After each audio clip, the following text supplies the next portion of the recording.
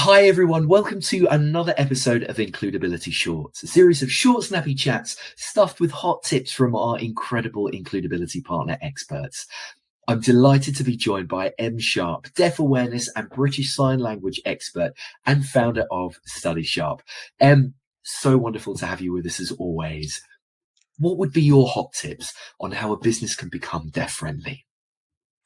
Hi, Dave. Thanks very much for having me. I'm so excited to be here. I've been wanting to do this for ages. So my top hot 5 tips are, number 1, is your recruitment process fair and accessible to deaf people? So a few things about that.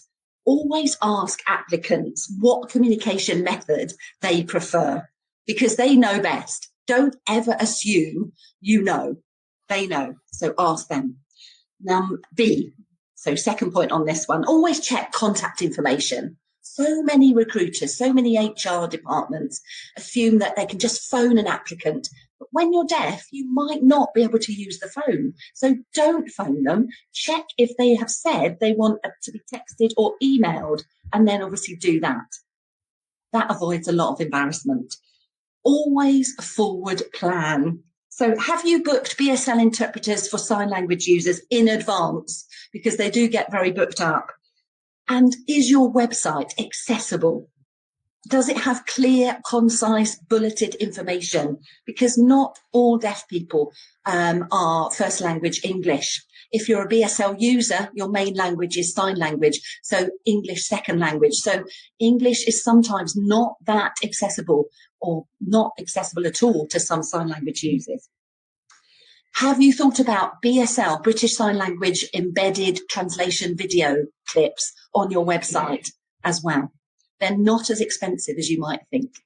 Right, number 2.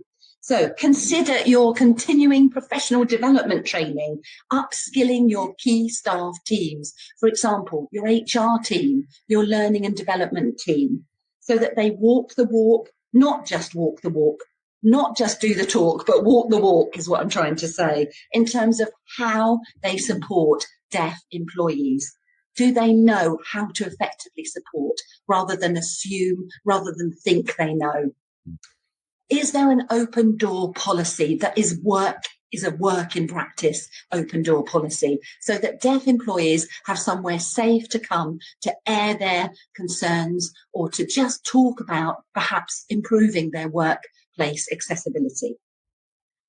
Number 3, familiarise yourself with the Access to Work scheme. So there are many grants available for eligible deaf employees under this scheme, and that can cover things like workplace equipment for deaf people and booking interpreters, paying for those sorts of things. So this can alleviate concerns that many employers have over that extra financial outlay they might have to put out there if they employ a deaf person. Number 4, your work environment. Is it deaf friendly?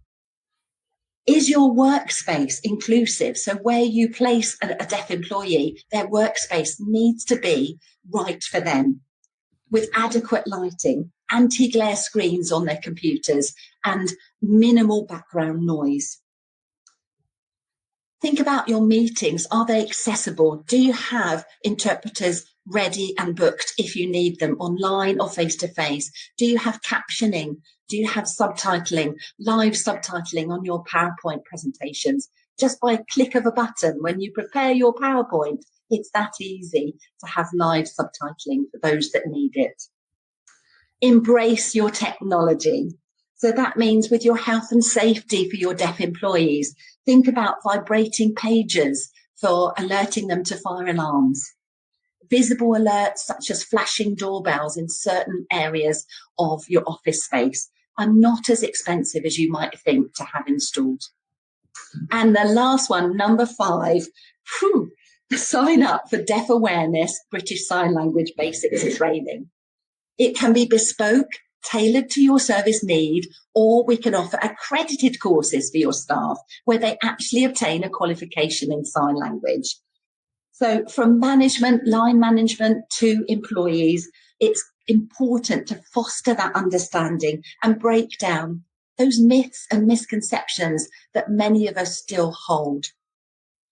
Make sure that your training includes deaf people's lived-in experience and their insight, or ask existing deaf employees to come and speak at meetings, hard of hearing staff to, share their experiences of previous employers, of previous inaccessibility and the barriers they faced in the workplace, because they know what works and what are their challenges, and we can learn from the people that know.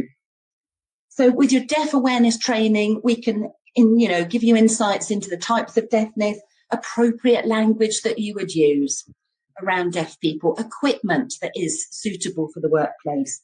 What about, combating autism, which you may not know about, but we can share more about what that means, not being an autistic workplace. Not having superiority over deaf people as a hearing person, as a hearing employer and hearing staff. It's really important. People valuing deaf people's deaf being, as it were. Because at the end of this, the one thing I wanted to share is that your potential deaf employee is one of the most dependable, loyal and hardworking employee once they secure work, because it's often so difficult for deaf people to secure employment. So I just wanted to leave that last one with you. Thank you so much, Includability and Dave. Thank you so much. What an absolute joy to catch up with you as always. And thank you for sharing your brilliance and your guidance with us. Invaluable tips for how a business can truly become deaf friendly and a true ally. Thank you. And to everyone who has just watched our latest Includability short, thank you so much for joining us. For more of these light bulb moments, please do head over to weareincludability.co.uk, or of course you can check out our YouTube channels, and please do give us a follow on the socials, of course, as well. Thank you. And to all of our listeners, let's keep learning, let's keep growing, and let's make our workplaces more inclusive, diverse, and mentally healthy together. Have a fantastic day, everyone.